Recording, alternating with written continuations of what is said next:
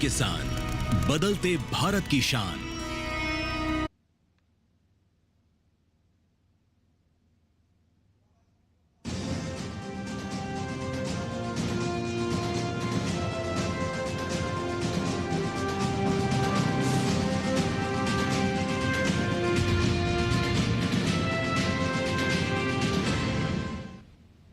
नमस्कार, किसान समाचार में आप सभी का स्वागत है। सबसे पहले मुख्य समाचार।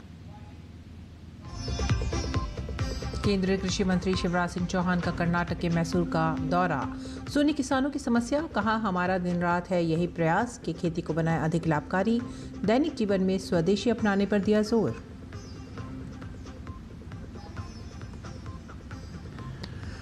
वित्त वर्ष 2025-26 की पहली तिमाही में भारतीय अर्थव्यवस्था ने पकड़ी रफ्तार। कृषि और संबंधित गतिविधियों की वृद्धि दर 3.7% रही। बिजली, गैस, जल आपूर्ति और अन्य उपयोगिता सेवाओं की वृद्धि 0.5% पर रही सीमित। मध्य प्रदेश में फसलों का उत्पादन और किसानों की आमदनी बढ़ाने के लिए sensor based automation fertigation system तकनीक का विकास। उद्यानिकी फसलों को सिंचाई के लिए जल और उर्वरकों का बेहतर प्रबंधन किया जा सकेगा सुनिश्चित।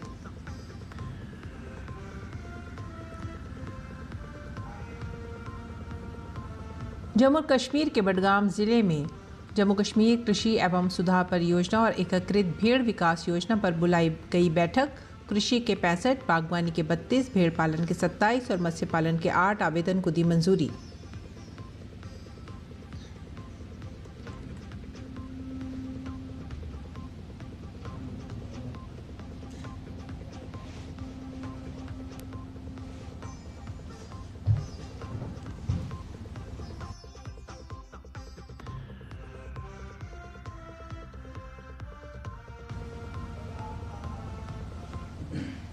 समाचार विस्तार से। केंद्रीय कृषि मंत्री शिवराज सिंह चौहान ने मैसूर स्थित श्री सत्तूर मठ में डॉक्टर शिवरात्रि राजेंद्र महास्वामी जी की 110वीं जयंती समारोह में शिरकत की। कृषि मंत्री ने कर्नाटक के मैसूर स्थित श्री सत्तूर मठ परिसर में परम पावन जगतगुरु डॉक्टर श्री शिवरात्रि राजेंद्र महास्वामी जी की 110वीं जन्म जयंती समारोह के अवसर पर परम पूज्य जगतगुरु श्री शिवरात्रि देशी केंद्र महास्वामी जी के साथ पौधारोपण किया। इस अवसर पर केंद्रीय कृषि मंत्री ने कहा कि राष्ट्रहित के विषय पर पूरा देश एक साथ खड़ा हो। हर भारतवासी को एक संकल्प होना चाहिए कि हम अपने दैनिक जीवन में स्वदेशी को अपनाएं। देश को मजबूत बनाने के लिए, अर्थव्यवस्था को ताकतवर बनाने के लिए हमको भी कुछ करना पड़ेगा। और दूसरे एक अपील प्रधानमंत्री जी ने की है, हम हमारे दैनिक जीवन में उपयोग आने वाली चीजें वही खरीदें जो अपने देश में बनी हो। ये इंपोर्टेड का मोह छोड़ दो, स्वदेशी अपनाओ। स्वदेशी का मतलब कोई ने बनाई हो, हमारे देश में बनी हो, हमारे लोगों का पसीना लगा हो और उससे हमारे लोगों को रोजगार मिलता हो। केंद्रीय कृषि मंत्री शिवराज सिंह चौहान ने कहा कि हमारा दिन रात यही प्रयास है कि खेती को अधिक लाभकारी बनाएं। और जब मैं कृषि मंत्री के रूप में सोचता हूं तो कृषि भारतीय अर्थव्यवस्था की रीढ़ है और किसान उसकी आत्मा, किसान प्राण है, वो अन्नदाता है, मतलब जीवन दाता। और किसानों की सेवा मेरे लिए भगवान की पूजा जैसी है, तो भगवान की पूजा मानते लगातार कोशिश कर रहे हैं। किसान भाइयों, एक नहीं अनेकों प्रकल्प प्रधानमंत्री नरेंद्र मोदी जी के नेतृत्व में प्रारंभ करने की हमने कोशिश की है। हमारी कोशिश है खेती में पर हेक्टर उत्पादन बढ़े, उत्पादन की लागत घटे, उत्पादन के ठीक दाम मिले, नुकसान अगर हो जाए तो उसकी भरपाई हो। केंद्रीय कृषि मंत्री शिवराज सिंह चौहान कर्नाटक के मैसूर में किसान से मिले और उनकी समस्याएं सुनी। शिवराज सिंह चौहान ने कहा कि प्रधानमंत्री ने किसी भी देश के साथ किसानों के हितों के साथ कोई समझौता नहीं किया। प्रधानमंत्री ने तय किया है कि किसानों, पशुपालकों, मछुआरों, गरीबों के हितों की रक्षा की जाएगी। उन्होंने कहा कि कम जमीन में भी अच्छे कृषि कार्य हो सकते हैं। इसके लिए किसान मिक्स फसल का तरीका अपनाएं। कि किसान है जिनके पास लैंड होल्डिंग काफ़ी कम है और कम ज़मीन पर हम प्रॉफिट की खेती कैसे करें, तो उसका एक तरीका मिक्स क्रॉपिंग, एक फसल ना लगाएं, हम कई तरह की फसल लगा दें। इसका एक फ़ायदा ये होता है कि कोई ना कोई फसल आती रहती है। खेती में भी डाइवर्सिफिकेशन, केवल पैडी से काम नहीं चलेगा, पैडी भी करें लेकिन बाकी और कौन कौन सी चीज़ लगाएं। और मिक्स क्रॉपिंग के साथ साथ हम एक प्रयोग और कई जगह कर रहे हैं, वो है एकीकृत खेती का। प्रधानमंत्री जी को हृदय से धन्यवाद देता हूं कि हमने दुनिया के किसी देश से समझौता, किसानों के हितों से समझौता नहीं किया। स्पष्ट रूप से मोदी जी ने तय किया, हमारे किसान, हमारे पशुपालक, हमारे गरीब मछुआरे, उनके हितों को संरक्षित किया जाएगा।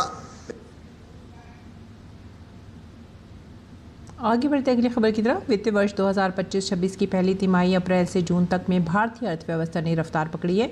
राष्ट्रीय सांख्यिकी कार्यालय द्वारा जारी आंकड़ों के अनुसार इस दौरान वास्तविक सकल घरेलू उत्पाद में 7.8% की वृद्धि दर्ज की गई है। पिछले वित्त वर्ष की समान अवधि में ये वृद्धि 6.5% रही थी। जारी आंकड़ों के मुताबिक पहली तिमाही में सांकेतिक जीडीपी 8.8% बढ़कर 86.05 लाख करोड़ रुपए रही। इसी अवधि में वास्तविक सकल मूल्य वर्धन 7.6% बढ़कर 44.64 लाख करोड़ रुपए तक पहुंचा। क्षेत्रवार प्रदर्शन में सेवा क्षेत्र ने 9.3% की बढ़त के साथ सबसे अधिक योगदान दिया। मैन्युफैक्चरिंग और निर्माण क्षेत्र ने भी 7.7 और 7.6% की मजबूत वृद्धि दर्ज की। वहीं कृषि और संबंधित गतिविधियों की वृद्धि दर 3.7% रही। हालांकि खनन क्षेत्र में 3.1% की गिरावट आई, जबकि बिजली, गैस, जलापूर्ति और अन्य उपयोगिता सेवाओं की वृद्धि 0.5% पर सीमित रही। व्यय आधारित आंकलन में सरकारी अंतिम उपभोग व्यय 9.7% बढ़ा है, जबकि निजी अंतिम उपभोग व्यय की वृद्धि दर घटकर 7.0% रही है। सकल स्थिर पूंजी निर्माण ने 7.8% की वृद्धि दर्ज की। वित्त वर्ष 2024-25 की पहली तिमाही में ये 6.7% थी। मध्य प्रदेश में खेती बाड़ी में पानी की खपत कम करने के साथ ही फसलों का उत्पादन और किसानों की आमदनी बढ़ाने के लिए नई नई तकनीकों का विकास किया जा रहा है। इसी कड़ी में सूक्ष्म सिंचाई एवं sensor based automation fertigation system तकनीक का विकास किया गया है, जो उद्यानिकी फसलों के लिए वरदान सिद्ध होगा। इस तकनीक के माध्यम से उद्यानिकी फसलों को सिंचाई के लिए जल और उर्वरकों का बेहतर प्रबंधन सुनिश्चित किया जा सकता है। ये बात मध्य प्रदेश के अपर मुख्य सचिव उद्यानिकी एवं खाद्य प्रसंस्करण अनुपम राजन ने प्रधानमंत्री राष्ट्रीय कृषि विकास योजना अंतर्गत उद्यानिकी फसलों के लिए सूक्ष्म सिंचाई एवं sensor based automation fertigation system विषय पर आयोजित एक दिवसीय कार्यशाला में कही। इस अवसर पर अपर मुख्य सचिव ने कहा कि प्रदेश में उद्यानिकी के विस्तार की अपार संभावनाएं हैं। उद्यानिकी फसलों के उत्पादन को बढ़ाने के लिए सूक्ष्म सिंचाई एवं sensor based automation fertigation system pilot project के रूप में संपूर्ण प्रदेश में लागू किया गया है। इसकी सफलता पर उद्यानिकी के क्षेत्र में नए आयाम स्थापित होंगे। उन्होंने कहा कि योजना के संबंध में लगातार फीडबैक प्राप्त कर परियोजना में आवश्यक सुधार किए जाएंगे।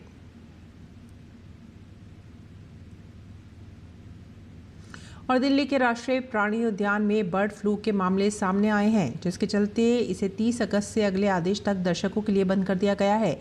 जांच में 2 सारस पक्षियों में H5N1 बर्ड फ्लू वायरस की पुष्टि हुई थी। प्रशासन ने सभी पक्षियों और अन्य प्राणियों पर कड़ी निगरानी रखने के निर्देश दिए हैं। आगे बढ़ेंगे अगली खबर की तरफ। जम्मू और कश्मीर के बडगाम जिला के उपायुक्त डॉक्टर बिलाल मोहिउद्दीन भट्ट ने जम्मू कश्मीर कृषि एवं संबंधित क्षेत्रों में प्रतिस्पर्धात्मक सुधार परियोजना और एकीकृत भेड़ विकास योजना पर एक बैठक बुलाई।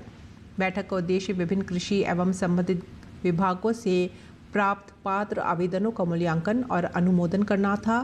गहन विचार विमर्श के बाद उपायुक्त ने JKCIP के तहत 132 आवेदनों को मंजूरी दे दी, जिनमें कृषि के 65, बागवानी के 32, भेड़ पालन के 27 और मत्स्य पालन के 8 आवेदन शामिल हैं।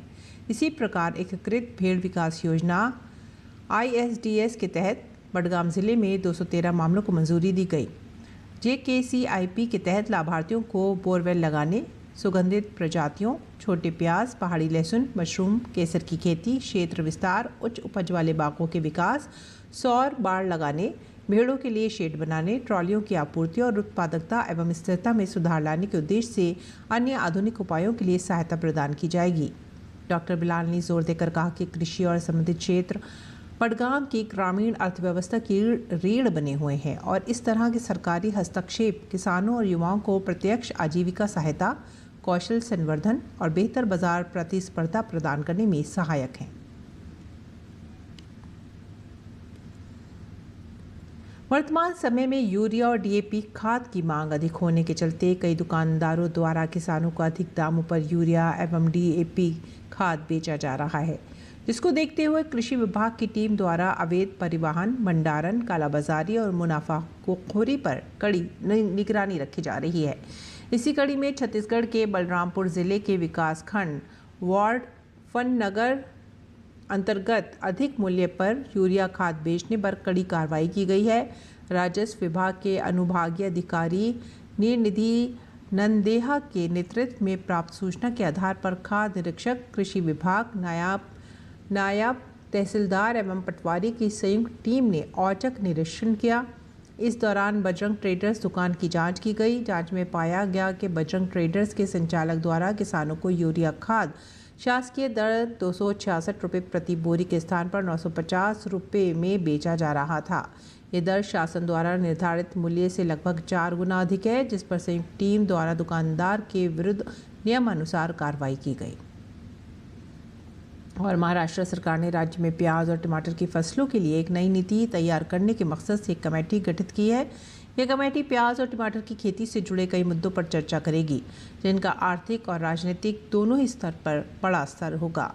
चर्चा के बाद कमेटी अपनी सिफारिशें राज्य सरकार को सौंपेगी। एक्सपर्ट का कहना है कि सरकार के इस फैसले से महाराष्ट्र के प्याज किसानों को फ़ायदा होगा, क्योंकि प्याज महाराष्ट्र का मुख्य फसल है। इसकी खेती पश्चिमी ज़िलों, खासकर नासिक में बड़े स्तर पर की जाती है। यहाँ की मंडियों से दूसरे देशों में प्याज की सप्लाई भी होती है।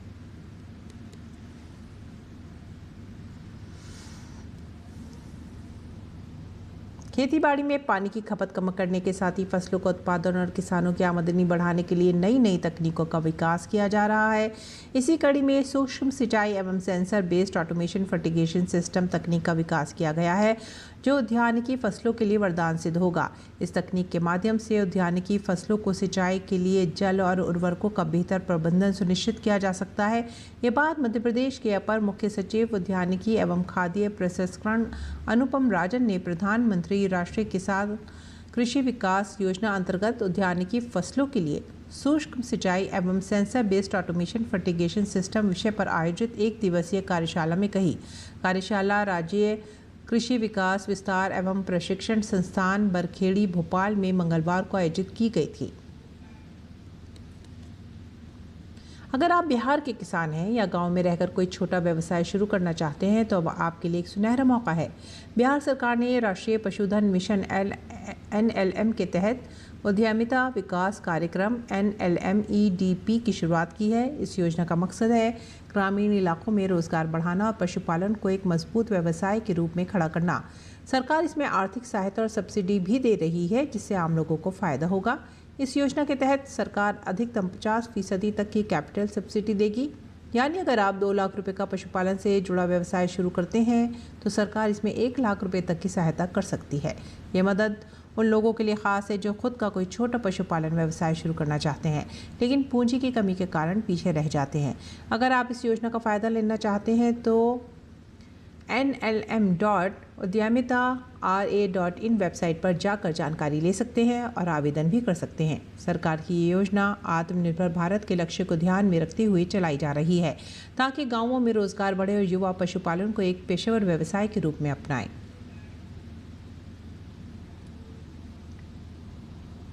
और आइए अब जानते हैं देश में मंडी का भाव।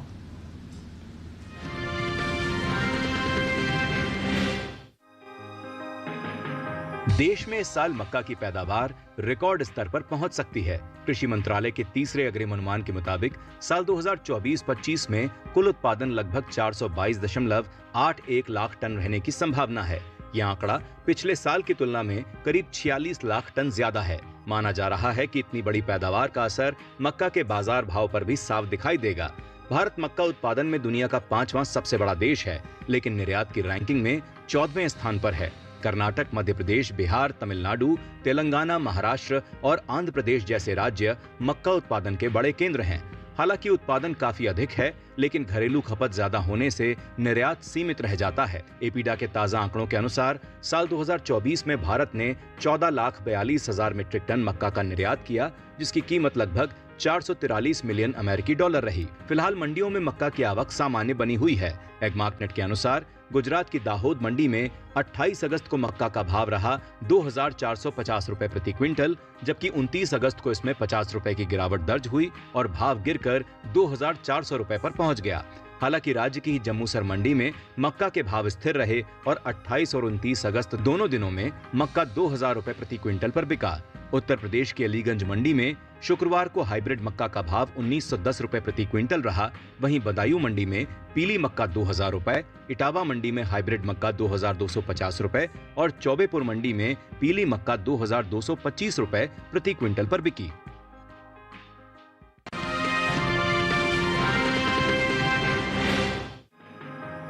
मंडियों में इन दिनों ज्वार की आवक सामान्य देखने को मिल रही है। हाजिर भाव पर नजर डालें तो शुक्रवार के दिन वांकानेर और विसनगर मंडी में ज्वार के सौदे तेजी के साथ हुए, जबकि राजकोट और जसदण मंडी में इस दौरान ज्वार के भाव में नरमी देखने को मिली।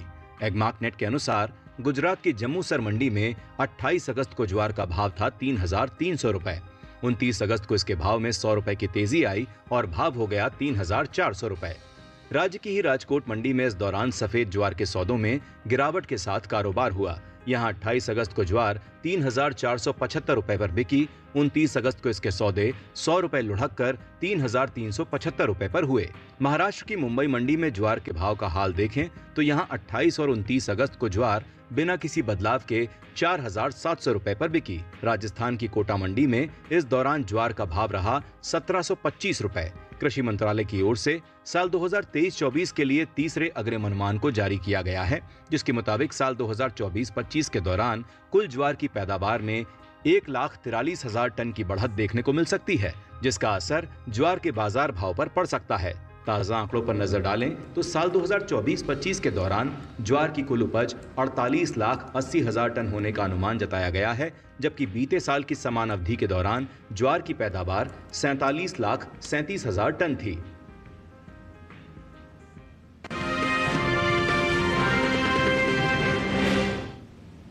और आइए बात करते हैं मौसमी खेती की। किसान इस मौसम में कैसे रखें अपनी खेती का ख्याल, देखते हैं। नमस्कार, आप देख रहे हैं डीडी किसान। मैं हूं एआई कृष और आज हम भारत के विभिन्न राज्यों में होने वाली खेती किसानी से संबंधित सलाहों के बारे में पूरी जानकारी देंगे। मौसम को ध्यान में रखते हुए केरल के किसान धान की रोपाई जारी रखें, साथ ही धान के खेतों में उचित जल निकासी की व्यवस्था रखें। केरल के किसान केले के पौधों को सहारा प्रदान करें। वहीं तमिलनाडु के किसान धान की रोपाई जारी रखें, साथ ही यहां के किसान मक्का की बुवाई कर लें। तमिलनाडु के किसान मूंगफली के खेतों में उचित जल निकासी की सुविधा सुनिश्चित करें। वहीं कोंकण की तो यहां के किसान धान और रागी के खेत से वर्षा के अतिरिक्त पानी को बाहर निकाल लें। साथ ही कोंकण में हल्दी, मूंगफली और सब्जियों के खेतों में भी उचित जल निकासी बनाएं। कोंकण के किसान फलों के बागों से अतिरिक्त पानी निकालने की व्यवस्था करें। बात करें मराठवाड़ा की तो यहाँ के किसान समय पर बोई गई मूंग और उड़द की कटाई कर लें, साथ ही प्राप्त उपज को सुरक्षित स्थान पर भंडारित करें। वहीं पश्चिमी विदर्भ के किसान अरहर, सोयाबीन और हल्दी की खेतों से अतिरिक्त पानी को बाहर निकाल लें। साथ ही यहाँ के किसान सब्जियों और बागों से भी अतिरिक्त पानी निकालने की व्यवस्था करें। विदर्भ के किसान साफ मौसम में परिपक्व मूंग की कटाई करें और सुरक्षित स्थान पर भंडारित करें। वहीं पूर्वी विदर्भ के किसान धान के खेतों में 3 से 5 सेंटीमीटर जल स्तर बनाए रखें। वहीं कर्नाटक के पहाड़ी इलाकों में सुपारी के नए पौधों की रोपाई कर लें। साथ ही कर्नाटक के पहाड़ी क्षेत्र के किसान अभी के समय धान की रोपाई कर सकते हैं। कर्नाटक के किसान मक्का और अदरक के खेतों में उचित जल निकासी बनाए रखें। वहीं कर्नाटक के उत्तर पूर्वी शुष्क क्षेत्र में निचले इलाकों से अतिरिक्त पानी निकाल दें। साथ ही कर्नाटक के किसान धान और मिर्च की रोपाई भी कर लें। कर्नाटक के उत्तर पूर्वी क्षेत्र में बैंगन और टमाटर की रोपाई करें। इसी तरह कृषि और किसानों से जुड़ी हर महत्वपूर्ण जानकारी के लिए हमारे साथ जुड़े रहिए और देखते रहिए डीडी किसान। धन्यवाद।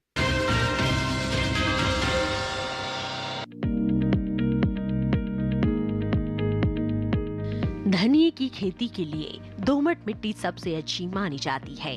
इसे अच्छे जीवांश युक्त भारी भूमि में भी उगाया जा सकता है। खेत में जल निकासी का उचित इंतजाम जरूरी है। बोने से पहले खेत को अच्छी तरह जोत ले और मिट्टी को भुरभुरा बना ले। साथ ही मिट्टी को समतल कर ले। आखिरी जुताई में 100 से 120 क्विंटल प्रति हेक्टेयर की दर से गोबर की खाद मिला दे। बीज की मात्रा बुआई और सिंचाई की दशा पर निर्भर करती है। सिंचित दशा में 12 से 15 किलो बीज प्रति हेक्टेयर डालें, जबकि असिंचित दशा में इतनी ही जमीन के लिए 25 से 30 किलो बीज की जरूरत होगी। बोने से पहले बीज को उपचारित जरूर कर लें। साथ ही बुआई से पहले बीज को 12 घंटे पानी में भिगो कर रखें। कतार से कतार की दूरी 20 से 30 सेंटीमीटर, जबकि गहराई 2 से 2.5 सेंटीमीटर रखें। पूरी फसल में 4-5 सिंचाई की जरूरत होती है। पहली सिंचाई बुआई के 30 से 35 दिन बाद, दूसरी 60 से 70 दिन बाद, तीसरी 80 से 90 दिनों के बाद और चौथी 100 से 105 दिन बाद करें। पहली सिंचाई के बाद निराई गुड़ाई करके खरपतवार निकाल दें। 1 माह बाद फिर से निराई गुड़ाई करें। खरपतवार की रोकथाम के लिए विशेषज्ञों की सलाह पर उचित दवाओं का छिड़काव करें। धनिये में उकठा रोग चूर्णिल आसिता रोग हो सकता है। इसे ग्रामीण भाषा में दहिया भी कहा जाता है।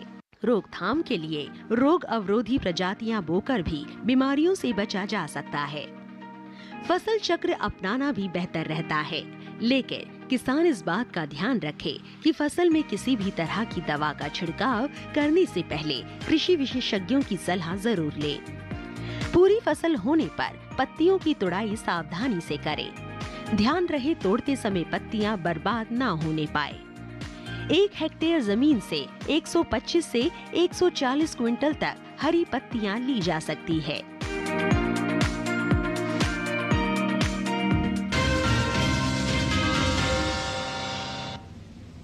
इसी के साथ ही आप हमारी पूरी टीम को दीजिए आज्ञा। नमस्कार।